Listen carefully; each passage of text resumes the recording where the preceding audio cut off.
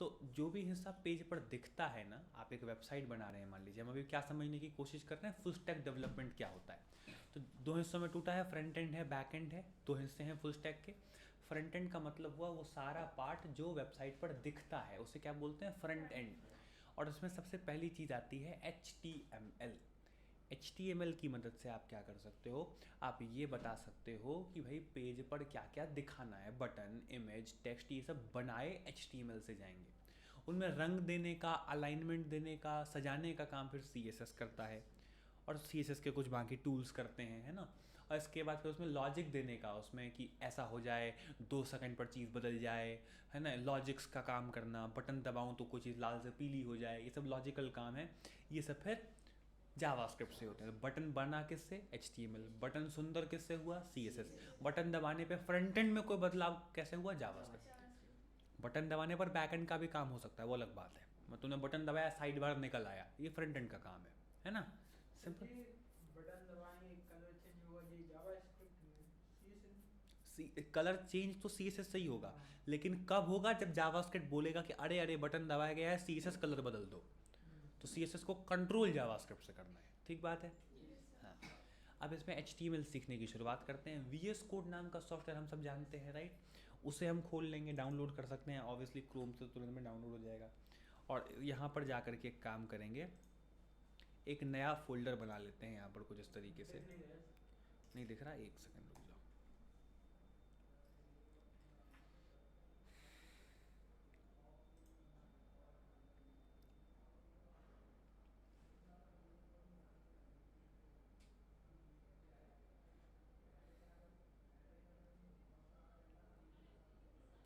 अरे हो जाओ जल्दी यार।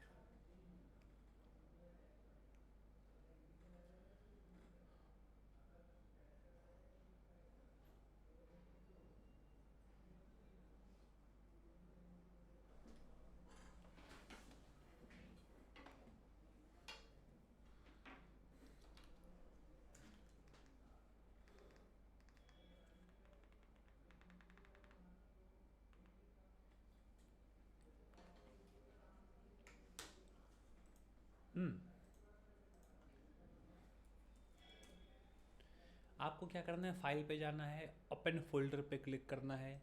ओपन फोल्डर पे क्लिक कर करके आप कोई भी एक फोल्डर यहाँ राइट क्लिक करके ऐसे बना लेंगे, न्यू फोल्डर। और उसको बनाने के बाद उसे सेलेक्ट करके ऐसे खोल देंगे। बड़ा सिंपल काम है ना, फोल्डर खोलना कोई बड़ी बात नहीं। इसके बाद हम क्या करेंगे, शिफ्ट के साथ डिलीट दबाता हूँ इसे, है ना। और यहाँ पर हम एक काम करेंगे, नई फाइल बनाते हैं। हमारा सबका आपका पाइथन फुल स्टैक ही है, राइट, ऑब्वियसली, हाँ डन। तो यहाँ पर हम एक काम करते हैं, नई फाइल बनाते हैं। यहाँ पर हम लिखते हैं demo.html।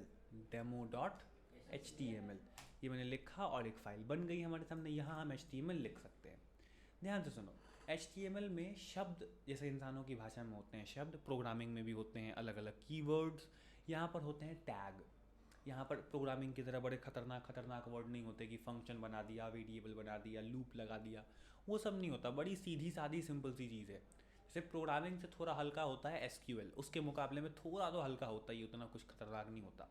SQL वगैरह से भी बहुत हल्का है ये सब। CSS, HTML, ये सब बड़ी आसान चीज़ें हैं। CSS में कुछ गहराइयाँ और ट्रिकी चीज़ें हो सकती हैं, बट ऑब्वियसली प्रोग्रामिंग के लॉजिक्स के मुकाबले में तो आसानी है, ठीक है। हाँ, क्रिएटिविटी फिर अपनी जगह है, वो तो फिर अलग बात है, डन। तो यहाँ HTML पर आते हैं, और HTML में जैसा कि मैंने कहा तुमसे टैग होते हैं। अब जैसे कि तुम्हें कोई काम करने से पहले कुछ उसकी तैयारी करनी पड़ती है। तो जैसे तुम यहाँ पर चाय बनाना चाहो मान लो, तो तुम्हें पहले बर्तन, चूल्हा, ये सब चाहिए होगा। चाय पत्ती फिर तो बहुत दूर की बात। तो वैसे ही जब तुम पेज बनाना चाहो और यहाँ पर तुम सोचो कि मैं काम करूँ, सी का अपना फ्रंट एंड पर कोई बटन बनाऊँ, मैं कुछ इमेज लगाऊँ, मैं कुछ पैराग्राफ लगाऊँ, तो यहाँ पर तुम्हें क्या करना पड़ेगा कि सबसे पहले एक बेसिक टेम्पलेट तैयार करना पड़ेगा। पहले तुमको कुछ टैग ऐसे लिखने पड़ेंगे जिसे तुम लिखोगे तभी जा करके तुम आगे का कोई काम कर पाओगे। जब पहले तुम्हें उतना करना पड़ेगा, उसके बाद जा करके तुम पेज पर कुछ बना या लगा पाओगे। पहले उतना करना ज़रूरी है। कितना, सबसे पहले HTML नाम का टैग खोलेंगे। टैग कैसा दिखता है, ऐसा दिखता है, लेस देन, ग्रेटर देन, और इसके बीच में टैग का नाम। हाँ, तो पहले HTML लिखा। अब हर टैग को खोलने के बाद उसे बंद भी करना पड़ता है। ये हमने टैग को खोला है ना, मतलब टैग लिखा, और फिर दोबारा लिख करके स्लैश लगाना है ताकि ये बताया जा सके कि ये टैग कहाँ खुला कहाँ बंद हुआ। ठीक है, ओपनिंग और क्लोजिंग 2 तरीके के टैग हुए, नो प्रॉब्लम। जो होगा सब इसके बीच में ही होगा, इसके बाहर नहीं जाएगा कुछ भी। ठीक है, चल HTML के अंदर हम आएंगे और यहाँ पर हम लिखेंगे 2 और टैग। पहला है हेड। हेड के अंदर हम पेज नहीं बनाते, पेज के बारे में बताते हैं कि पेज का नाम क्या है, पेज किसने बनाया, क्यों बनाया, कब बनाया, ये सब चीज़ें। ठीक है, फिलहाल हमें बहुत कुछ इसमें नहीं देना, एक ही चीज़ हम लिखेंगे जिसका नाम है टाइटल, और मैं लिख देता हूँ माय साइट, है ना। इससे वेबसाइट का नाम तय हो जाएगा कि वेबसाइट का नाम क्या रखना है। ठीक है, ये छोटी सी चीज़ तय हो गई और बस काम खत्म। इसके बाद हम नीचे आते हैं इधर, मैं यहाँ पर बॉडी नाम का टैग खोलता और बंद करता हूँ हेड के बाहर आकर के। तो आप ध्यान से देखेंगे तो HTML में 2 चीज़ें हैं, एक तो हेड और दूसरा बॉडी। इस बॉडी में ही आपको सारा काम करना है और सब चीज़ें लिखनी है। ठीक है, कोई प्रॉब्लम नहीं। टाइटल में सिर्फ नेम आएगा साइट का, हाँ जो भी नाम देना। हाँ, बस बस बस। अब हेड में टाइटल के अलावा बहुत कुछ होता है, बट फिलहाल नहीं, फिलहाल उसमें टाइम है। तो यहाँ पर हम आगे बढ़ेंगे और आगे बढ़ने के बाद अब हम बात करेंगे इसकी कि बॉडी टैग में क्या होगा। तो बॉडी टैग में यहाँ पर आपके पास होगा जो भी आप पेज पर बनाते हैं, वो बटन, पैराग्राफ, जो भी आपको बनाना है सब यहाँ पर लिखा जाएगा। ठीक है, कैसे आइए देखते हैं। तो बॉडी के अंदर मैं काम करता हूँ, एक छोटा सा टैग लिखता हूँ जिसका नाम है H1 हेडिंग 1, हेलो लिख देता हूँ। यहाँ पर जाकर के राइट क्लिक करना है और ओपन विथ लाइव सर्वर। ये लाइव सर्वर कभी कभी होता, कभी या होता ही नहीं है VS कोड में। तो आपको यहाँ एक्सटेंशन का पेज दिखेगा, देखिए एक्सटेंशन का पेज, और एक्सटेंशन के इस पेज पर आप क्लिक करेंगे, यहाँ आप लिखेंगे लाइव सर्वर और इसे आप यहाँ से इंस्टॉल कर लेंगे बस। इसके अलावा VS कोड की छोटी सी सेटिंग एक और करनी है। सेटिंग पे जाएंगे, ये रहा सेटिंग, इस पर जाएंगे और ऑटो सेव को आफ्टर डिले कर देंगे। ये ऑफ होता है, इसे आफ्टर डिले कर देंगे। बस ये 2 छोटे से काम कर दें, डन। अब हम रेडी हैं। इसके बाद हम इसे खोलते हैं, ओपन विथ लाइव सर्वर। ये आपके पेज पर हेलो लिखा आ गया। कितना आसान काम था। आधा आधा कर लेता हूँ ऐसे, विंडो बटन दबा के राइट, विंडो बटन दबा के लेफ्ट, आधा आधा खुल जाएगा ऐसे, सिंपल। H1 में हेलो और हेलो यहाँ पर आ गया, सिंपल बात है, कोई दिक्कत नहीं है। H1 का मतलब ये नहीं कि पहला टैग है इसीलिए 1। H1 मतलब साइज़ है, आप कितने भी H1 बना सकते हैं। अगला होता है H2, मैंने कहा हाई तो साइज़ में थोड़ा छोटा आएगा। सबसे सिंपल सबसे छोटा होता है H6, तो वो सबसे छोटा होता है C। तो ये सबसे सिंपल चीज़ है। H1 ज़रा बार बार नहीं लिखना चाहिए, वो हेडिंग के लिए है। या हेडिंग टैग्स भी हमेशा ही नहीं लिखते, जब किसी चीज़ की हेडिंग देनी होगी तभी लिखेंगे। हमेशा पैराग्राफ लिखते समय उसे नहीं लिख रहे हो। फोकस के लिए। हाँ, अगर लंबा चौड़ा टेक्स्ट वगैरह लिखना हो तो उसके लिए पैराग्राफ टैग है। तो मैंने लिखा पैराग्राफ, मैंने कहा हाय दिस इज़ पैरा, और यहाँ पर आप देखिए ये जो है लिखा हुआ आ गया है, कोई प्रॉब्लम नहीं। हाय दिस इज़ पैरा, बहुत बढ़िया। हमारे पास टैग के अंदर कुछ और भी चीज़ें होती हैं, जैसे कि पैराग्राफ है, मैं यहाँ पे लिखूँ बोल्ड टैग और मैं लिखूँ हाय, तो ये पैराग्राफ बोल्ड हो करके आएगा। मैं यहाँ पे कहूँ आई, तो ये पैराग्राफ इटैलिक हो करके आएगा। मैं लिखूँ क्यू, तो ये जो पैराग्राफ है वो कोट्स में आएगा। आप देख रहे हैं, सिंपल है ना। इसका मैं आपको नोट्स ही दे दूंगा तो भूलेंगे नहीं आप, सारे टैग लिखे हुए हैं, और मैं एक वीडियो भी दे दूंगा उसके साथ, तो रेफरेंस आ जाएगा काम का। HTML बड़ी बात नहीं है, अगर कोई पढ़ने वाला ढंग से पढ़े तो एक दिन बहुत है, मैं तो कहता हूँ एक दिन बहुत है। टैग ही तो हाँ है। बस, कि क्योंकि वो लिखने का तरीका तो समझ आ गया, खोलना या बंद करना है। अब देखो कितना सिंपल है, पैराग्राफ लिखा पैराग्राफ आ गया, हेडिंग लिखा हेडिंग आ गया, बटन लिखेंगे बटन आ जाएगा, ये लो बटन आ गया। तो इसमें कुछ टफ तो है ही नहीं, सिंपल सी बात है। हाँ, थोड़ी सी जो काम की बात है उसे समझो। कुछ टैग खोलने के बाद बंद नहीं करने पड़ते, ऐसे टैग को कहते हैं सेल्फ क्लोजिंग टैग। आओ कोशिश करते हैं लगभग आज HTML खत्म ही कर दें। दिक्कत होगी तो 2 दिन और कर लेंगे भाई, कोई प्रॉब्लम नहीं, बट कोशिश तो करें। तो यहाँ पर मैं HR लिखता हूँ, अगर लगे कि नहीं सर ज़्यादा हो रहा है तो बोल देना, कोई प्रॉब्लम नहीं है। यहाँ पर मैं काम करता हूँ H1 और हाई लिख देता हूँ। हाई के बाद अगर तुम HR को देखोगे तो HR ने बस एक लाइन डाली है। अब इसका काम ही अगर लाइन डालना है पूरे पेज पर, तो उसे खोल के बंद क्या करें, बीच में कोई कंटेंट तो लिखना नहीं। ध्यान से टेक्निकल टर्म समझते हैं। हॉरिजॉन्टल रो, हाँ horizontal row HR। Opening tag, closing tag, content बीच का, पूरी चीज़ को बोलेंगे H1 element. H1 element, element मतलब पूरी पूरी चीज़, ओपनिंग टैग, क्लोजिंग टैग, बीच में कंटेंट। ठीक बात, क्या बोलेंगे? एलिमेंट। बढ़िया है, टेक्निकल टर्म्स याद रहेंगे ना, कंफ्यूज तो नहीं होगा। कंपनी में ऐसे यूज़ करते हैं, ऐसा नहीं बोलेंगे बीच वाली चीज़ जो लिखी है बदल दो, वो पूरा बोलेंगे बीच का कंटेंट बदल दो। तुमको कंटेंट कहाँ लिखा है? डन। हाँ, तुम कंफ्यूज हो जाओ। हाँ, मतलब प्रोग्रामिंग में गया, उसने बोला वेरिएबल डिक्लेयर कर देना। क्या बोल दिया सर ने? डिक्लेयर कर देना? वो वेरिएबल बनाने की बात कर रहा है। वेरिएबल बनाओ तो बोलते हैं वेरिएबल डिक्लेयर करना, कई वेरिएबल इनिशियलाइज कर दो, मैंने डेटा रख दो उसमें। तो टेक्निकल टर्म्स कंफ्यूजिंग होते हैं। एक कॉल बैक फंक्शन पास कर दो, कौन सा फंक्शन क्या कर दूँ, तो वो होता है ऐसा, कोई बात नहीं, चलो धीरे धीरे करते समझ जाएंगे। अब देखो दूसरी टेक्निकल चीज़ की बात करते हैं, जहाँ ध्यान देने की बात है। जहाँ ध्यान देना है मैं खुद बोल रहा हूँ, बाकी सब हवा में आराम से हो जाता है। देखो ध्यान से सुनो, मैंने लिखा पैराग्राफ, लिखा हाय, पैराग्राफ लिखा हाय, दोनों ऊपर नीचे आए ना, चिपक तो नहीं गए आपस में। ध्यान से सुनना, ऐसे टैग जो लिखें और उसके बाद कोई दूसरा टैग लिखें तो नीचे आवे, ऐसे टैग को बोलते हैं ब्लॉक टैग्स। ऐसे टैग जो चिपकते नहीं आपस में, उनको क्या बोलते हैं? Block tags. और दूसरा देखो, तभी मैंने बोल्ड टैग को पैराग्राफ के अंदर लिखा था, पैराग्राफ चिपकता नहीं है। अभी मैं बोल्ड टैग को सीधा लिख देता हूँ, हाय और हाय, ये देखो बोल्ड आया, वो तो सही बात है, बट आपस में चिपके हुए हैं, एक ही लाइन में आया है, ऊपर नीचे नहीं है। पैराग्राफ पैराग्राफ लिखा था तो ऊपर नीचे आया था, हाय ऊपर हाय नीचे, ये हाय हाय एक साथ है, जबकि अलग अलग टैग है, कोई एक में थोड़ी लिखा है। तो ऐसे टैग जो एक साथ आवे उनको कहते हैं इनलाइन टैग। इनलाइन और ब्लॉक, बस एक यही इकलौती ध्यान देने वाली चीज़ है HTML में, इनलाइन और ब्लॉक टैग्स। याद रहेगा, दोनों के बीच को फ़र्क को ध्यान से समझो। ब्लॉक टैग्स जो होते हैं इंटरनली, पर्दे के पीछे, वो पूरे पेज की जितनी चौड़ाई है उतनी ले रहे होते हैं। ऐसे कहो पूरे पैरेंट की, पैरेंट मतलब ये बोल्ड टैग कौन से टैग के अंदर बनाया है?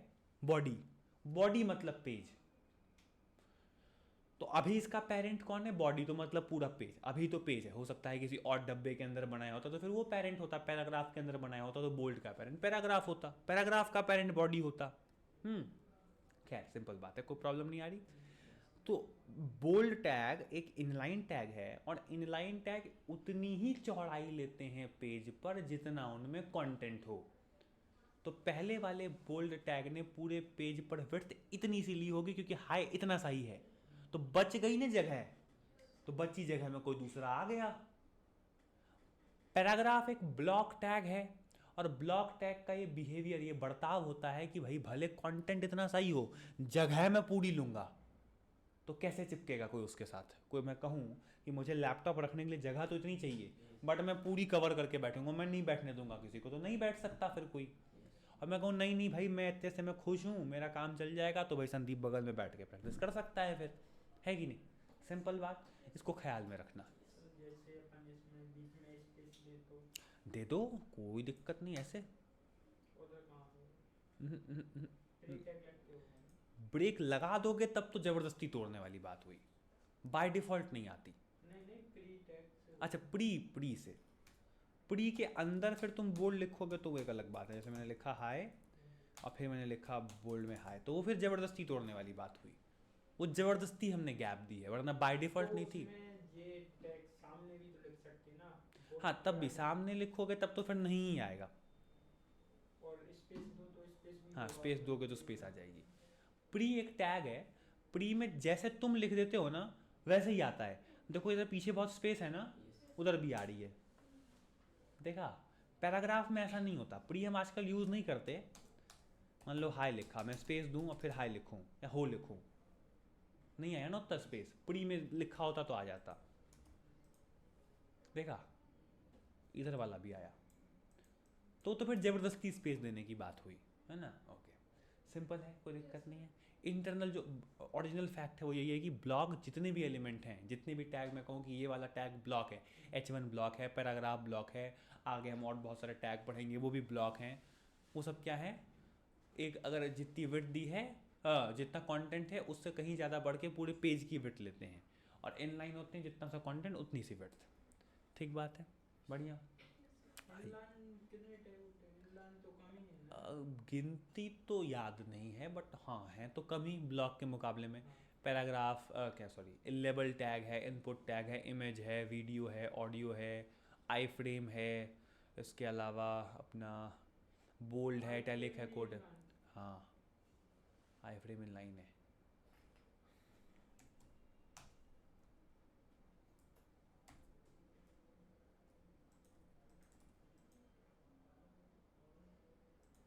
देखो इनलाइन एलिमेंट्स की खास बात, अगर जगह नहीं हुई पेज पर एक लाइन में आने की तो दोनों नीचे आ जाएंगे।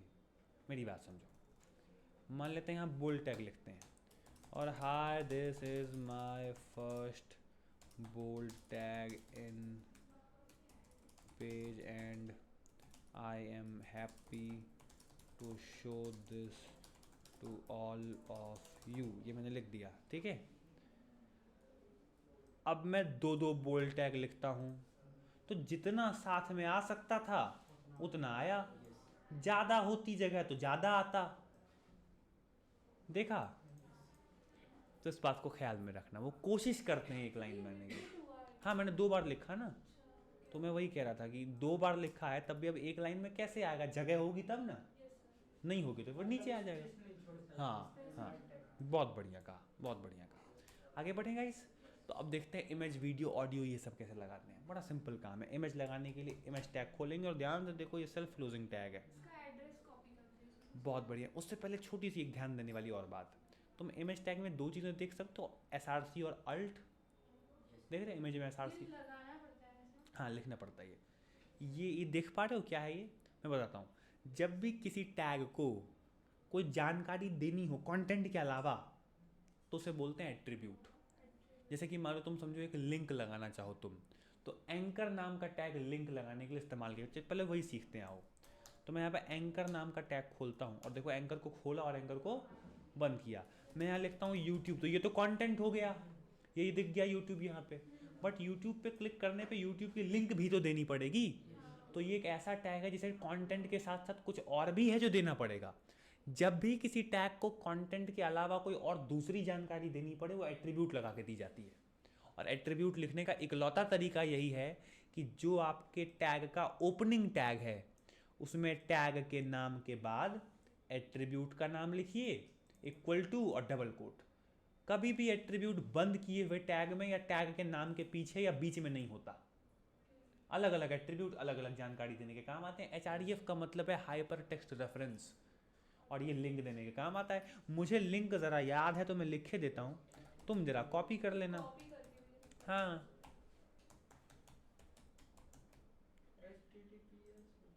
HTTPS बिल्कुल ठीक कहा, मैंने गड़बड़ कर दी है। और ये हमने करा इसको क्लिक। सर इसमें ऐसा गलत यूज भी कर सकते ना, हमें ये डाल दो नीचे तो हाँ हाँ गूगल पर ले जाएगा। बिल्कुल करो।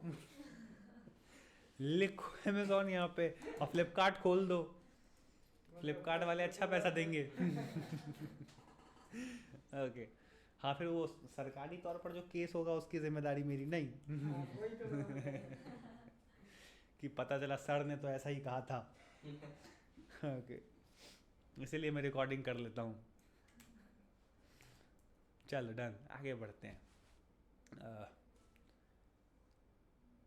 एक दफ़ा हुआ भी है ऐसा, बच्चे आए लेकर के कि हमने यहाँ पे सर वो लिखा है canva.com, canva.com खुल नहीं रहा है। तो मैंने कहा इससे पहले क्या लिखा था, तो कहा कि वो सर वो फोटोशॉप की वेबसाइट लगाई थी।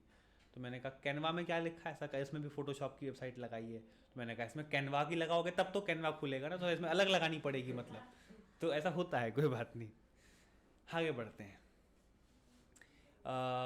इमेज वो एंकर टैग सीख गए ना, एट्रीब्यूट सीख गए इसी बहाने से।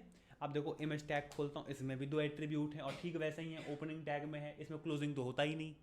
SRC का मतलब सोर्स हुआ, यहाँ इमेज की लिंक या उसका एड्रेस देना है। और अल्ट का मतलब है अल्टरनेट टेक्स्ट, जिसका मतलब होता है अगर इमेज गलत हो गई है, उसकी लिंक में कुछ गड़बड़ हो गई है, इंटरनेट नहीं है या इमेज डिलीट हो गई, और उसके बदले में ये टेक्स्ट दिखा देना जो अल्ट में लिख दोगे। हाँ तो अपन गूगल पे चलते हैं। सर एड्रेस दोनों में कॉपी करना पड़ेगा, नहीं SRC में, SRC में ही करना हाँ अल्ट में तो उसके बदले में क्या लिखना है। ओके माउंटेन लिखता हूँ, मुझे ज़रा पहाड़ पसंद है कुछ ज़्यादा ही। इमेजेस पे चलते हैं और कोई अच्छा सा पहाड़ निकाल लेते हैं। वैसे तो ये एडिटेड है पर ठीक है चलो। कॉपी इमेज एड्रेस, कभी कभी सर ये कॉपी गड़बड़ कर जाता हाँ। सर कभी होता है वो होता नहीं है, ध्यान से देखना, वो JPG होगा तभी, वो कभी कभी दूसरा होता है तो लगता नहीं है। फिर देखो लग गया। वो सर फिर ऐसे लिंक ही आती है उसकी सिर्फ। एक और बात का, बड़ी लिंक रहती ना वो तो मैं वो भी बताता हूँ। देखो ध्यान देना एक बात पे, ये जब तक साफ नहीं, अरे यार अब तो नेट अच्छा चल रहा है आज, कॉपी इमेज एड्रेस, ये देखो इसको साफ होने में टाइम लग रहा है, देख रहे हो। जब तक ये साफ ना हुआ हो इसकी लिंक कॉपी मत करना। रुको मैं काम करता हूँ, मैं नेट ज़रा कर देता हूँ बंद, और अब मैं खोलता हूँ कोई वेबसाइट। ये देखो ये खोला, कॉपी इमेज एड्रेस में करता हूँ। अब तो मैं नेट जोड़ दूँ, मतलब मैंने उसको साफ नहीं होने दिया था और मैंने नेट को ये अपना ये इमेज को लिंक को कॉपी कर लिया था। आओ ज़रा लिंक देखें, क्या बात है, वाह बहुत बढ़िया। तो सर इससे गलत फलना चाहिए ना, खुलता है ना, खुलता है, वो इमेज बहुत धुंधली होगी। तो नहीं खुलता ना इस पर। अब वो कभी कभी इमेज करप्ट होती है, वो सही बात है, वो इमेज वेबसाइट पर लगाने लायक ही नहीं होती, सब इमेजेस नहीं लगती, इसीलिए कुछ कुछ एक्सेप्शन होते क्योंकि हैं। जितनी भी मतलब ये गलत होके लगेगा तो वो लगती नहीं है। हाँ सो नहीं करती उसमें। देख रहे हो, करप्टेड ख़त्म ही नहीं हो रही है, ये लगेगा इसको कुछ एक आध साल। रहने दो यार। अब देखो इसको साफ होने देते हैं, रिलोड कर लेता हूँ मैं एक बार। ये हो गई। अब करते हैं कॉपी में, अरे सेव नहीं करना था, कॉपी इमेज एड्रेस, और अब आके पेस्ट करते हैं। इतनी सी है, करप्टेड लिंक समझे। चलो अब देखो यहाँ पे आते हैं और यहाँ पर आकर के एक काम करेंगे, हाइट भी दे सकते हैं अपन। तो एक और एट्रीब्यूट लिखते हैं, हाइट में कहता हूँ 100 मतलब 100 पिक्सल। चीज़ों को पिक्सल्स में नापते हैं यहाँ पर। एक पिक्सल होता है 1 इंच का 96वां हिस्सा, 1/96 ऑफ एन इंच। 1 इंच को 96 बार तोड़ोगे, काटोगे, तो जो टुकड़ा बचेगा उसको बोलते हैं 1 पिक्सल। ठीक है, बहुत छोटा हुआ ना, मतलब 1 पिक्सल करके देखते हैं। दिखेगा। डॉट दिख रहा है हल्का सा, वही 10 पिक्सल, इतना 96 पिक्सल। तो ये 1 इंच में आ गए। ये करीब करीब 1 इंच, समझे। चलो तो इसको सेंटर में ला सकते हैं। बिल्कुल ला सकते हैं। हमारे पास एक टैग है जिसका नाम है सेंटर टैग, उसमें जो लिख दोगे वो पेज के हॉरिजॉन्टल सेंटर पर आ जाता है। वर्टिकल सेंटर CSS का काम, ठीक, सिंपल है। अब यहाँ पर आप इस इमेज को डाउनलोड करके भी लगा सकते थे। वो कैसे, यहाँ पर आप लिखते, ध्यान से सुनो, डॉट स्लैश। डॉट का मतलब होता है जिस फोल्डर में आप हैं वो वाला फोल्डर, स्लैश का मतलब होता है उसकी सभी फाइलें दिखाऊँ। आप जिस फोल्डर में, उसमें HTML को छोड़ के दूसरी कोई फाइल नहीं, उसके अलावा किसी फाइल का नाम ही नहीं आ रहा। अगर होता तो उसका नाम ऐसे करके चुन लेते, एंटर दबा के, वो वाली इमेज लग जाती, सिंपल। अच्छा अल्ट में भी काम कर ही लेते हैं थोड़ा सा। अल्ट में मैं लिख देता हूँ दिस इज़ अ माउंटेन। ये चीज़ आपको अभी नहीं दिखेगी, मैं लिंक में कुछ गड़बड़ कर देता हूँ, और देखिए तो बताइए। This is a mountain. कभी कभी सर ये भी नहीं आता तो सही बोल रहे हैं। अपन ने दी है लिंक मतलब गलत कर दी तो ये भी शो नहीं होता, फिर बाद में ऑटोमेटिक होने लगता है। हो सकता है हो नहीं सर, हुआ है। मतलब अब हुआ होगा तभी कह रहे हो। हाँ सर ऐसा होता है। चलो पता नहीं यार, मैंने देखा नहीं अपने साथ अभी तक ऐसे। हो सकता है। हाँ हो सकता है वही हुआ हो, वो हुआ होगा तभी कह रहे हो, वरना तो काय को कहते हैं। डन, चलो इमेज समझ गए। ऑडियो वीडियो और सिंपल है, वीडियो टैग खोला, इसमें बीच में कुछ नहीं लिखना होता, ये अनफॉर्चुनेटली सेल्फ क्लोजिंग टैग नहीं है, बट बीच में कुछ लिख दोगे तो थोड़ी आएगा पेज पर, ये कोई पैराग्राफ थोड़ी है। यहाँ पर जा करके वैसे ही डॉट स्लैश लगा करके लिंक दे देना है। ख्याल रखना है यहाँ पर एक एट्रीब्यूट लिखना है, ये स्पेशल एट्रीब्यूट है, इसका नाम है कंट्रोल्स। कंट्रोल्स में कुछ इक्वल टू वगैरह लगा के नहीं देना, ये लिखोगे तभी वीडियो ऐसे दिखाई देगी चलने वाला, वरना वीडियो दिखेगी चलेगी ही नहीं। कंट्रोल्स लिखना मैंडेटरी है। तुम यहाँ कुछ और भी एट्रीब्यूट लिख सकते हो, जैसे कि म्यूटेड, कि माने वीडियो जब चले तो इनिशियली म्यूटेड हो, देखो बटन दबा के को अनम्यूट कर सकता है अगर वीडियो होती तो। और तुम यहाँ पर लिख सकते हो लूप, माने कि वीडियो जब खत्म हो तो अपने आप चलना शुरू हो जाए। तुम यहाँ लिख सकते हो पोस्टर, थंबनेल होता है ना वेबसाइट पर, वो लगा सकते हो यहाँ की वीडियो का थंबनेल क्या हो, है ना। जैसे तुम यूट्यूब खोलो, वो पोस्टर जो आता है वो ये पोस्टर आता है ना ऐसे, जैसे ये देखो ये फोटो, वीडियो में थोड़ी था ये फोटो, इसको थंबनेल बोलते हैं, ये लगा सकते हैं। समझ गए गाइस? तो ये सब चीज़ें सेम गोज फॉर ऑडियो, कोई फर्क नहीं है। ऑडियो में खाली पोस्टर नहीं होगा, और क्या, ऑडियो तो ऑडियो है। इस तरह की चीज़ देखी होगी तुमने। फिर कोई कोई से उसमें तो रहता है ना, वो फिर वीडियो ही हुआ, बस फोटो लगा करके नीचे लगा देते हैं ऑडियो इसीलिए। में सिर्फ रिकॉर्डिंग। हाँ समझ गए ना गाइस? अब मान लो यूट्यूब की लगानी हो तो वो वीडियो टैग से नहीं लगेगी। उसके लिए तुमको क्या करना पड़ेगा, मान लो मैं कोई वीडियो लगाना चाहूँ, है ना, कुछ भी तो पूरी कॉपी होती ना वो। हाँ मान लो ये लेते हैं, What exactly is ये ले लिया है ना, देखो शेयर दिख रहा है, शेयर पे जाते हैं, एम्बेड दिख रहा है, एम्बेड पे जाते हैं, ये देखो ये एक आई फ्रेम नाम का टैग है। इससे तुम पीडीएफ वगैरह भी लगा सकते हो अपने पेज पर, और ये इस तरह की लिंक भी लगा सकते हो। तो इसे मैं यहाँ पर खोल लेता हूँ कॉपी करके, और इसे यहाँ पे लगा देता हूँ, ये देखो लग गई यूट्यूब की वीडियो, चलेगी भी। good evening, dear सिंपल है, इस तरीके से यहाँ पर हम काम कर सकते हैं, कोई दिक्कत नहीं। डन। संदीप यार मेरे को ये तुम्हारे जैसा ही लग रहा था थोड़ा। fans, haters, and the done. चलो आगे बढ़ते हैं, इतना समझ लेते हैं, और इसके बाद अब आगे बढ़ करके हम बात करते हैं कुछ और टैग्स की। डन। तो हम मीडिया आ गया लगाना, पैराग्राफ भी आ गया, लिंक भी लगाना आ गई। लिंक में एक छोटी सी बात, एंकर टैग लिखता हूँ यहाँ पर https://www.amazon.com मान लो मैंने लिख दिया, है ना। लिंक के अंदर यहाँ पर तुम इमेज का भी इस्तेमाल कर सकते हो, ठीक है। मान लो विंडो वी दबा करके मैं वही लिंक लिख दूँ अपनी, और थोड़ा, हाँ ठीक है। अब इस लिंक पे कोई क्लिक करेगा तो अमेज़ॉन पे पहुंच जाएगा, क्योंकि मैंने टेक्स्ट नहीं लिखा, मैंने इमेज को एज अ लिंक इस्तेमाल किया है, ठीक है। बढ़िया। दूसरी बात, तुम यहाँ पर एंकर टैग में एक एट्रीब्यूट लिख सकते हो जिसका नाम है टारगेट अंडरस्कोर ब्लैंक। अगर तुम ये लिखोगे टारगेट अंडरस्कोर ब्लैंक, तो जो भी तुम क्लिक करोगे ना वो नए पेज पर खुलेगा। देखो नए पेज पर खुला, तुम्हारी वेबसाइट अभी भी वही है, ऐसा होता है ना गूगल पे, तो ये वाली कहानी है।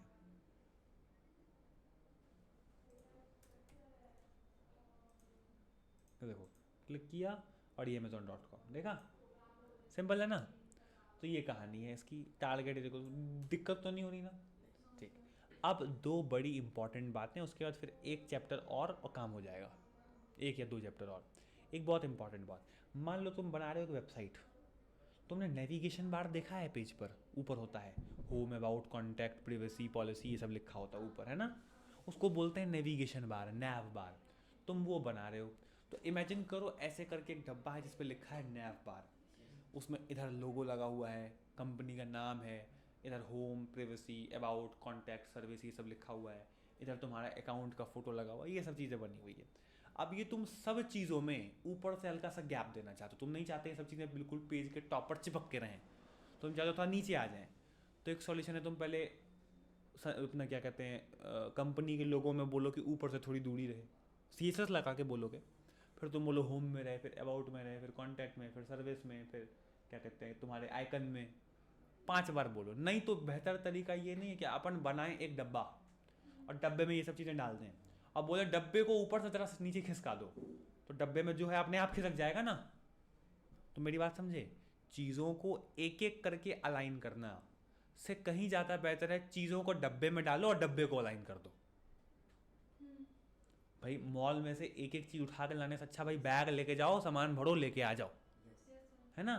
तो डब्बे बना के वेबसाइट बनाने से पोजीशन देना, स्टाइल देना, अलाइनमेंट देना बड़ा आसान हो जाता है।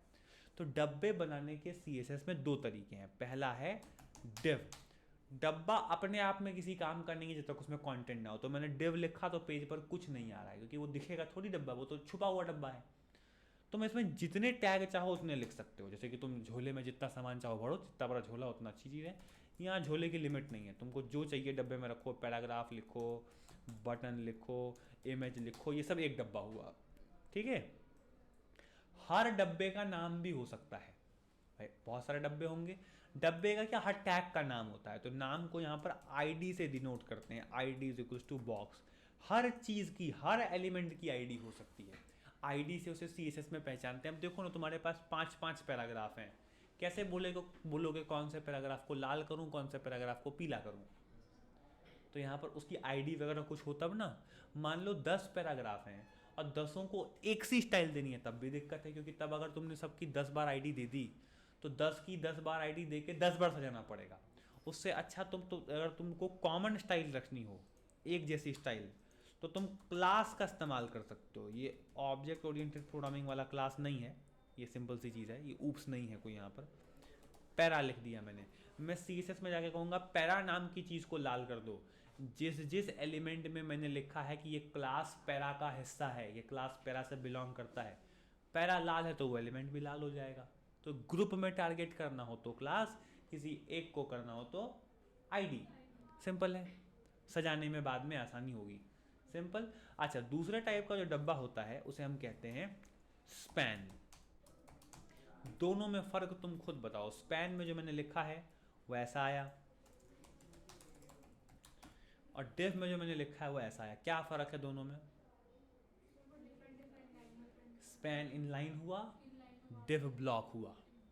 सिंपल, कोई दिक्कत नहीं, सिंपल है ना। आओ दो चीज़ें और पढ़ें, हटाते हैं इसे। डब्बा जब भी कंटेनर्स बनाने होंगे, चीज़ों का ग्रुप बनाना होगा, तब स्पैन लगाएंगे। सीएसएस में समझ आ जाएगा, सीएसएस में समझ आ जाएगा। हाँ, कोई बात नहीं, सीएसएस पढ़ेंगे ना, उसमें काम आएगा, डोंट वरी। आगे बढ़ें, चलो ये आगे बढ़ते हैं। हालांकि डिव के मुकाबले में स्पैन ज़रा कम ही इस्तेमाल करते हैं, क्योंकि डिव से ही काम हो जाता है सारा, तो ठीक है, बट फिर भी तुमको आगे इसमें समझ आ जाएगा अपने सीएसएस में। आइए आगे बढ़ते हैं।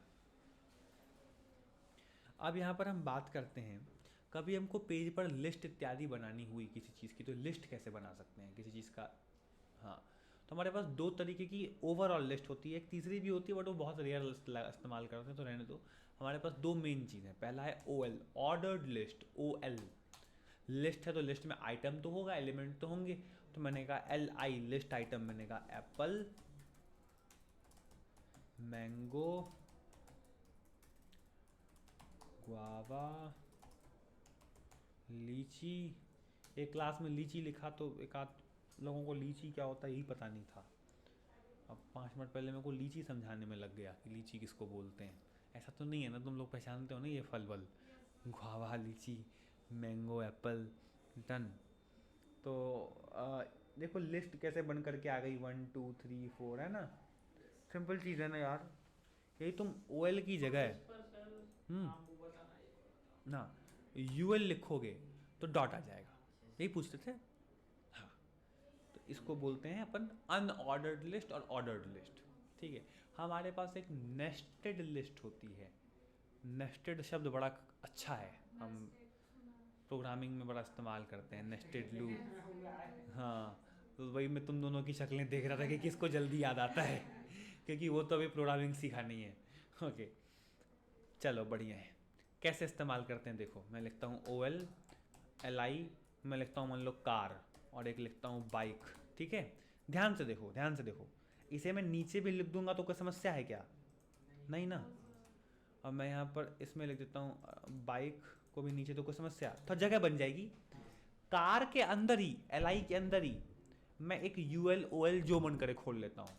फिर से LI के अंदर बनाया है, लिस्ट के अंदर एक और लिस्ट, नेस्टेड लिस्ट। सेम चीज़ के अंदर, लूप के अंदर लूप, नेस्टेड लूप, इफ के अंदर इफ, नेस्टेड इफ। UL में लिखा LI, मैंने कहा मान लो अल्टो, मैंने कहा मारुति 800, हाँ, हमने कहा बोलेरो, और ये लो, बढ़िया। ऐसे तुम बाइक में कर दो, बाइकों के नाम मेरे को कुछ खास याद नहीं है। UL LI कौन सा, बुलेट, ब्रेस्ट ऑफ हेवन।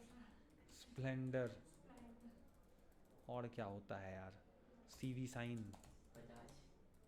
हाँ बजाज तो सीधा कंपनी, TVS चेतक, वो तो स्कूटी है, हमारे टाइम पे चलती थी, मैंने पापा ने खूब चलाई है। डन। वो TVS नहीं वो चेतक स्कूटी होती थी ना, TVS का तो वो है, वो फटफटिया बोलते हैं हमारे तरफ उसको। वो पतली सी, क्योंकि वो चलती वैसी यार। ओके चलो डन, मज़ा आया, देख रहे हो। तो इस तरीके से तुम लिस्ट के अंदर लिस्ट बना सकते हो। जी इस पर क्लिक होता है, क्लिक तो नहीं होता, करना उस पर बुलेट वगैरह पर देखो। तो भरेंगे नहीं नहीं नहीं नहीं, वो फॉर्म है, वो फॉर्म टैग, फॉर्म हाँ का हाँ टैग होता है। वो फॉर्म में होता है, ठीक है, सिंपल है। हाँ तुम बटन बना लेते LI के अंदर हाँ, तब तो होता। हो जाता। हाँ ठीक। अब आते हैं उसी टैग पर जिसकी बात संदीप कर रहा है, वो बड़ा इंपॉर्टेंट है, ये HTML का इंपॉर्टेंट चैप्टर है, अगेन ध्यान देना, ठीक है। इसे कहते हैं फॉर्म टैग। अभी तक तुमने जितना डेटा देखा, जितना भी टैग पढ़ा, वो सब पेज पर कुछ दिखाने के लिए था। ये है पेज पर से कुछ ले करके पीछे बैकएंड को देने के लिए, ये बड़ा इंपॉर्टेंट है देखना।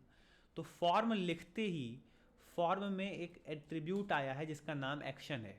इसका फ्रंट एंड में कोई काम नहीं, इसे हम हटा देंगे। बैकएंड में कितना है तुम जानते हो संदीप, आज ही हम यही देख रहे हैं, तो भाई इसको हम रहने देते हैं। वो इस बात का है कि फॉर्म का डेटा जब सबमिट हो तो कौन से पेज पर जाए, हमें क्या लेना देना, हम तो फ्रंट एंड बना रहे हैं, वो बैक एंड वाले जानेंगे, है ना। बढ़िया। फॉर्म के अंदर हम एक काम करेंगे, हम लिख देंगे अपना एक इनपुट टैग। देखो ध्यान से देखो, इनपुट टैग, और टाइप में देखो टेक्स्ट लिखा हुआ है, ये देखो, देखा, इनपुट से डब्बा बनता है, टेक्स्ट की जगह तुम नंबर लिख दो, कुछ भी नहीं लिख सकते, जो फिक्स है वही लिखना, अरे नंबर। तो अब तुम देखो नहीं हो रहा, नंबर ही होगा, देखा, बढ़िया। इसमें ये तुमको ऐसे ऊपर नीचे करने का भी ऑप्शन मिल जाता है, ये देखो ऐसे, देख रहे हो, तो बढ़िया है। इसके अलावा तुम्हारे पास होता है पासवर्ड, ये देखो, किसी किसी ब्राउज़र में आंख भी आ जाती है बनी हुई, तुम खोलो तो वो दिख जाएगा। हाँ वरना तुमको जावास्क्रिप्ट से बनाना पड़ता है कभी कभी ना। सर इसमें ये आपने ऊपर नीचे के लिए बताया ना, वो ये नंबर था ना, इसमें आता है, ये देखो, हाँ यार ये अपने आप आता है, अपने आप आता है ये। क्या डेट, ये देखो डेट, डेट लिखा, ये देखो कैलेंडर ही खुल गया, मार्च 2023। अब डाल दो तुम कब पैदा हुए थे। मैं पैदा हुआ था 2016 में जनवरी में 6 तारीख को, चलो 7 तारीख को, डन। कितने साल का हुआ मैं, 7 साल। क्या बात है, इतना तो पढ़ते पढ़ते बीत गया होगा। डन। तो ये हो गया पूरी कहानी, ठीक है। तुम यहाँ पर डेट के बदले ये भी डाल सकते हो, देखो वीक, ये और आप कम इस्तेमाल करते हैं।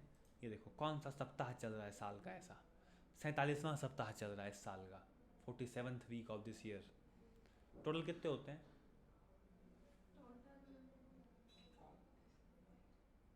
51। हाँ 51 नहीं होते, 52 होते हैं, हाँ ये देखो 52 नंबर, हाँ पहली बार पता चला।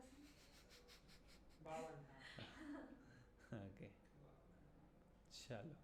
और दिन कितने होते हैं, चलो फिर ठीक है। वो तो याद है, अभी बचपन से पढ़ते आए हैं। पता चला। दिन से ही तो वो देखा भी। चलो अब यहाँ पे वीक हो गया। अब देखो टाइम भी होता है एक, टाइम लिख दोगे तो देखो ये AM PM आ जाएगा। उस सर इसमें वो SQL जैसा नहीं रहता, जैसा टाइम नहीं, वो नहीं है, करंट वाला नहीं आएगा, लॉजिक नहीं है ना इसमें, वो जावास्क्रिप्ट में मिल जाएगा। ओके बढ़िया, समझ रहे हैं इसको कैसे इस्तेमाल करना। एक होता है देखो, ये जरा कम लगाते हैं, कम क्या हो सकता है लगाओ तुम, डेट टाइम डैश लोकल। इसमें डेट और टाइम एक साथ आती है। तो 23 तारीख थर्सडे को 5:12 पर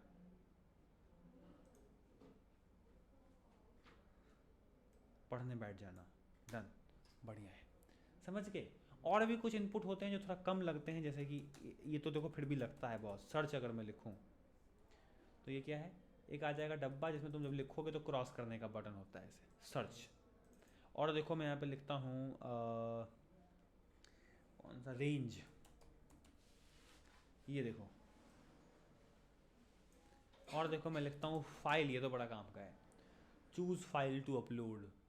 क्लिक करोगे देखो ये खुल भी गया, ओपन पे क्लिक किया, देखो ये।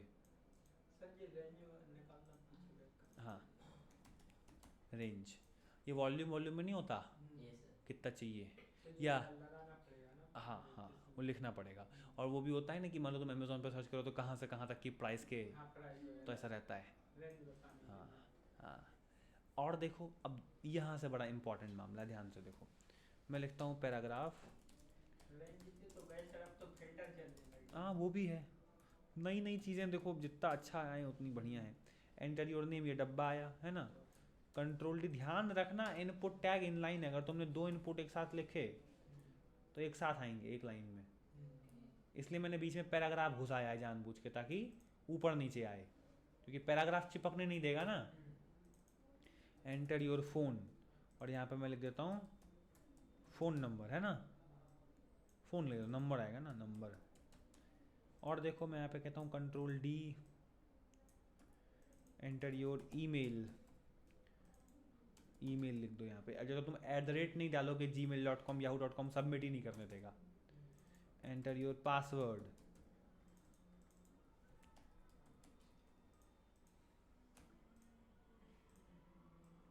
और लो भाई enter your date of birth. हाँ, शो के लिए रहता है ना कुछ? किस पासवर्ड में, इसमें नहीं आएगा बाय डिफॉल्ट, किसी नहीं, बड़ा नहीं, नहीं। फिर जैसे अपने लिए ईमेल डालना तो उसी के अंदर आए, डब्बे के अंदर, मतलब वो हट जाएगा फिर बाद में। हाँ वो दिखाता हूँ, वो भी दिखाता हूँ। एंटर योर, आते हैं कई हाँ साइड ऊपर आते हैं, आप भी दिखाता हूँ, तुरंत दिखाता हूँ। एंटर योर बर्थ टाइम, पता नहीं क्या हम ऐसा कर रहे हैं, हमको टाइम भी चाहिए, बट ठीक है, जन्म कुंडली निकालेंगे हम। डन, 8:15 AM, डन, बढ़िया है। कंट्रोल डी, और देखो मैं यहाँ पे कहता हूँ एंटर योर प्रोफाइल पिक, मैं यहाँ पे कहता हूँ फाइल, तो यहाँ पर आ जाएगा फ़ोटो अपलोड करने का ऑप्शन, जो भी है तुमको अपलोड करना है। और अब यहाँ से ध्यान से देखो, मैं लिखता हूँ पैराग्राफ, एंटर या सेलेक्ट योर जेंडर, मैंने लिखा है ना। अब यहाँ पे मैं लेवल नाम के एक टैग का इस्तेमाल करूँगा। असल में क्या कहते हैं, फॉर में लेवल ही अक्सर इस्तेमाल किया जाता है। एक फॉर नाम का एट्रीब्यूट आ रहा है, हटा दूंगा, लिखूंगा मेल, फीमेल, अदर, तीनों एक लाइन में आएंगे। लेवल टैग एक इनलाइन टैग है, लेवल में पैराग्राफ में यही फ़र्क है, ठीक बात। तीनों एक लाइन में आए ना, पैराग्राफ होता तो एक लाइन में थोड़ी आता। अब यहाँ पर एक काम करूँगा, लिखूँ कैसे, तो मेल के ठीक नीचे जा करके मैं लिखूँगा input tag type is equals to radio, ये देखो डब्बा बन गया। यही चीज़ मैं इसके फीमेल के लेवल के नीचे भी लिख दूँ और अदर के लेवल के नीचे भी लिख दूँ, लग गया ना। इनफैक्ट मुझे इसे ऊपर लिखना चाहिए, मेल को ऐसे ऐसे ज़्यादा ठीक लगता है।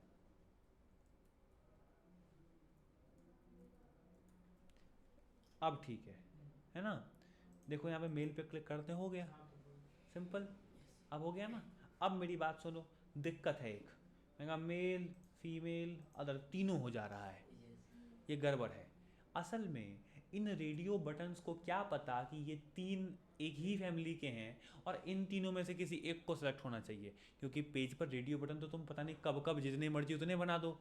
तुमको दूसरा काम करो कि ये 3 जेंडर के लिए बनाए हैं और उधर 5 बनाए हैं, बताओ खाने में क्या पसंद था, पाव भाजी चपाती रोटी। अब अगर हमेशा रेडियो बटन अपने आप ही एक ही सिलेक्ट होता तो कैसा लगता, मेल फीमेल अदर पाव भाजी चपाती, और उन 5 में से कोई एक चीज़ हो रही है। तुम्हें बोलना पड़ेगा ना, ये 3 एक हैं, वो 5 अलग हैं, वो 4 अलग हैं, इनका ग्रुप बनाना पड़ेगा ना कि इन, हाँ तो इन तीनों का ग्रुप बनाने के लिए इनपुट नाम के टैग में एक बड़े कमाल का एट्रीब्यूट आता है जो बैकएंड के लिहाज से भी बहुत इंपॉर्टेंट है। इसे कहते हैं नेम नाम का एट्रीब्यूट। नेम नाम के एट्रीब्यूट से ही इनपुट का ये डेटा बैकएंड में एक्सेस किया जाता है कि इस इनपुट का डब्बे का नाम क्या था। यहाँ पर इसमें मैं एक ही दूंगा। वैसे तो कभी भी इनपुट का नाम एक नहीं रखना चाहिए, बशर्ते वो रेडियो बटन हो या चेक बॉक्स हो, तभी। बाकी किसी इनपुट का नाम सेम नहीं रखेंगे। ईमेल और पासवर्ड का नाम एक जैसा नहीं होगा। इसका सेंस बनता है क्योंकि तीनों में से कोई एक ही तो चीज़ होगी। तो जेंडर में से कौन सा वाला जेंडर, सिंपल है, तो यहाँ नाम सेम रख सकते हैं। और अब देखो, अब सही है। लेकिन अब एक छोटी सी दिक्कत और है, अगर मैं फीमेल पे क्लिक करूँ तो उसका डब्बा सेलेक्ट नहीं हो रहा, मेल पे क्लिक करूँ तो उसका डब्बा सेलेक्ट नहीं, मुझे पूरा निशाना बना करके डब्बे पर क्लिक करना पड़ रहा, तब हो रहा है। तुम देखो अदर पे क्लिक करते हो सेलेक्ट होता तो बढ़िया रहता। ऐसा इसीलिए नहीं है क्योंकि लेबल और इनपुट आपस में लिंक्ड नहीं है, इनको लिंक करना पड़ेगा। कैसे? लेबल टैग इसीलिए खास है। लेबल में एक एट्रीब्यूट होता है जिसको कहते हैं फॉर, माने कि किसके लिए लेबल है। और इनपुट में या किसी भी टैग में आईडी तो होता ही, आईडी तो सब चीज़ में होती है। इसमें मैं आईडी बना देता हूँ एम, कि इस इनपुट का क्या नाम है, एम। नेम नाम का एट्रीब्यूट हमारे फ्रंट एंड डेवलपर के लिए कभी काम नहीं आता, सिर्फ रेडियो बटन में काम की चीज़ है। आईडी तो सबसे ज़्यादा इंपॉर्टेंट चीज़ है फ्रंट एंड के लिए। तो आईडी लिखेंगे और लेबल के फॉर में एम लिख देंगे कि ये एम नाम की आईडी के इनपुट के लिए है। यहाँ पर भी आईडी लिखता हूँ, मैं कहता हूँ एफ, तुमको अच्छा सा कोई नाम लिख दो, मैं एफ लिख करके छोड़ दे रहा हूँ। फॉर में एफ की किसके लिए बनाया है, ठीक है। आईडी इज इक्वल्स टू मैं कहता हूँ अदर ओ, और लेबल में for is equals to O. अब देखो, अब हुआ। अदर पे आर पे भी क्लिक कर रहा हूं तब भी हो जा रहा है, सिंपल। ऐसे ही हमारे पास और भी होता है एक लास्ट चीज। मान लो मैंने HR लगाया, मैंने कहा paragraph, enter your favourite drink, तुम्हें पीने में क्या पसंद है। और मैंने यहाँ पे मान लो लिखा इनपुट टैग और type is equals to checkbox. इसमें भी तुम नेम दे सकते हो, आईडी दे सकते हो, फिलहाल मैं इग्नोर करता हूँ, 3 बना देते हैं। और एक लेबल टैग लिखता हूँ, फॉरेस्ट में भी है, तुमको अभी सिखाया, आईडी देके लिंक कर दोगे। मैंने कहा मिल्क, मैंने कहा टी, मैंने कहा जूस। नहीं, इसमें मान लो तुम रेस्टोरेंट में गए हो, अब तुमको मन है भाई मैं तीनों पीऊँगा, तो तुम करो, ये चेक बॉक्स है। इसका काम ये मल्टीपल हो सकते हैं, इसमें मल्टीपल नहीं हो सकते। हाँ, इसमें भी तुम चाहते हो कि टी पे क्लिक करते ही टी वाला हट जाए, तो क्या करोगे? इसका रहता सर अनलिमिटेड में रहता हाँ, ना, हाँ। तो उसमें कर देते ये ऑप्शन कि एक बार में लो देखो, तो टी और इसका ये सेलेक्ट कर दिया, टी पे क्लिक करूंगा तब भी हो जाएगा। तो आईडी और फॉर का कॉम्बिनेशन बढ़िया, समझ गए ना। इस तरीके से हमारा फॉर, इतना कुछ बना लिया, बटन कहाँ सबमिट करने का। तो उसके लिए 2 तरीके हैं, फॉर्म के अंदर ही बनाना पड़ेगा। इनपुट लिख करके type is equals to submit लिख दो, सबमिट, तो एक सबमिट का बटन बन जाएगा अपने आप। फॉर्म में कुछ लिखो, सबमिट पे क्लिक करो, फॉर्म सबमिट हो जाएगा। देखो वेबसाइट रिलोड होती है, तुम यहाँ ध्यान देना, यहाँ मैं सबमिट पे क्लिक करता हूँ, देखो रिलोड हुआ, मतलब चला गया। दूसरा होता है एक रीसेट। रीसेट का क्या सीन है, कुछ लिखो, मान लो लिखता हूँ कुछ, ये ऐसे करा, और तुम डेटा पर ध्यान देना। मैं रीसेट पे क्लिक करता हूँ, रिलोड नहीं होगी वेबसाइट, गया। एक ये तरीका है। तो पहला तरीका है इनपुट से ही बटन बना लो, वरना बटन टैग तो है ही तुम्हारे पास। अगर तुम बटन टैग को सीधा लिखोगे फॉर्म के अंदर, तो बाय डिफॉल्ट वो सबमिट करने का ही बनेगा। फायदा ये है कि तुम बटन का नाम कुछ और भी दे सकते हो। इनपुट से अगर तुमने बटन बनाया तो 2 ही तरीके के बन सकते हैं, या तो सबमिट या तो रीसेट। यहाँ मैंने गो नाम का बना दिया, गो बाय डिफॉल्ट सबमिट का ही बटन है। अगर तुम उसे किसी और काम का बटन बनाना चाहते हो तो यहाँ पे type is equals to reset लिख दो, तो अब ये गो दबाने पे रीसेट हो जाएगा। ये देखो, अगर तुम यहाँ पे सबमिट लिख दोगे तो सबमिट तो वो था ही पहले से भी, कुछ ना लिखे। और अगर तुम यहाँ बटन लिख दोगे तो ये फॉर्म के अंदर होते हुए भी एक साधारण बटन, इसको दबाने पे कुछ नहीं होगा। जैसे कि तुम बटन टैग को फॉर्म के बाहर बनाओ तो फिर वो अगेन एक साधारण बटन, उसे दबाने पर कुछ नहीं होगा, उस पर तुम दूसरा काम कर लो और क्या। अब तुम चाहते हो बटन दबाते फॉर्म का कलर लाल से हरा हो जाए, उसमें फॉर्म के सबमिट या ना सबमिट का क्या लेना देना, समझ गए। इस तरीके से आप यहाँ पर काम कर सकते हैं। ये पूरा फॉर्म टैग है, समझ गए ना गाइस। HTML की समाप्ति, आसान था। कल मिलते हैं CSS के साथ। देख लो, हालांकि वो आजकल सवाल ही नहीं करते, इसलिए मैंने बताया नहीं। उसमें बता दिया था, बट आजकल नहीं लगाते, एनिमेशन CSS से यूज़ करते हैं। ये देखो मार्क्यू है, मार्क्यू के अंदर ये काम बड़ा प्यारा लगता है देखने में, मैं जानता हूँ, बट ये काम अब CSS से होता है। मार्क्यू के अंदर कोई भी टैग लिखो, हेलो लिख दो या कुछ भी लिख दो, बढ़िया है। अगर तुम यहाँ बिहेवियर में लिख दो अल्टरनेट, तो ये देखो क्या बात है, अल्टरनेट वो स्नैक की गेम जैसा। Kind of. और डायरेक्शन में काम करो, लिख दो राइट, तो राइट से शुरू होगा। ये देखो तुम यहाँ लिख दो स्क्रॉल अमाउंट, सजेशन नहीं आता है इसमें, हाँ तो ठीक से लिखना 20, देखा।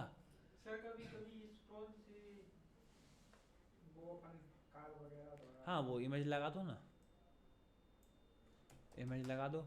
इमेज में तुमको एक चीज़ सिखाता हूँ, यहाँ पे मैं चलता हूँ और जाकर के लिखता हूँ कार PNG जिफ। जिफ तुमने व्हाट्सएप पे बड़े भेजे होंगे, और PNG इमेजेस के साथ अच्छी बात ये होती है कि उनका बैकग्राउंड नहीं होता PNG इमेजेस का। तो मैं ये लेता हूँ, कॉपी इमेज एड्रेस करते हैं, ठीक है, और यहाँ पर आकर के लगा देते हैं, लग गई। इसकी हाइट ज़री छोटी करते हैं 100, और अल्टरनेट नहीं करते, स्क्रॉल कर देते हैं। स्क्रॉल का मतलब होता है पूरा, अभी उल्टा चल रहा है, राइट के बदले बोलते हैं लेफ्ट, तुम टॉप बॉटम भी बोल सकते हो। और स्क्रॉल आइटम एक काम करते हैं, बोलते हैं भाई 10। इसको ज़रा नीचे लेके आओगे तो तुम्हारे पास एक टैग होता है BR टैग, ब्रेक, इसे लिख दो 5-6 बार। तो वो नीचे आ जाएगा। और एक सर काम, इसका कोई दूसरा उपाय नहीं है सर, ज़्यादा गैप देने का BR लगाना? हाँ वो फिर CSS से करो, इसलिए तो फिर क्योंकि कभी ज़्यादा हो जाता, मैंने एक इमेज पर लगाई थी 2 हाँ। पर, तो वो ज़्यादा हो कहाँ, तो कभी ज़्यादा कभी कम है ना, उसके लिए तो इसलिए तो फिर CSS से लगाते हैं, इसे नहीं लगाते। CSS से परफेक्ट लगेगा, पेज छोटा करोगे तब भी छोटा हो जाएगा, बड़ा करोगे तो बड़ा हो वो जाएगा। पेज के हिसाब से नहीं हो रहा। हाँ तो वो फिर इसीलिए CSS से ही करते हैं आज के ज़माने में, फिर इसीलिए इसे HTML से करने में ख़राब लगता है, फिर समझ गए। बड़ी प्यारी चीज़ है, मज़ा आया। सर इसके नोट्स। हाँ मैं अभी मेल कर देता हूँ। संदीप है ना तुम्हारे पास वो HTML वाली? ये वाला करो, उसमें टैग छोटे थे। नहीं वो PDF भेजी थी एक बार, होगा।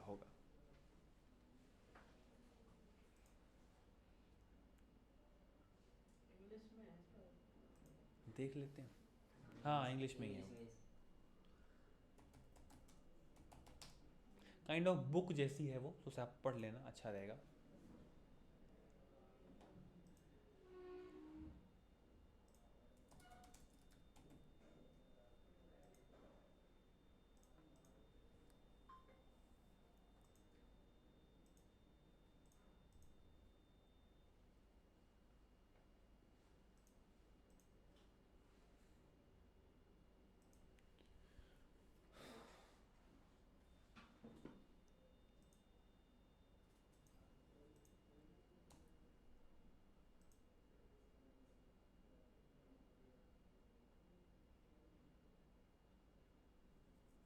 आपका मेल क्या है रितिका? रितिका।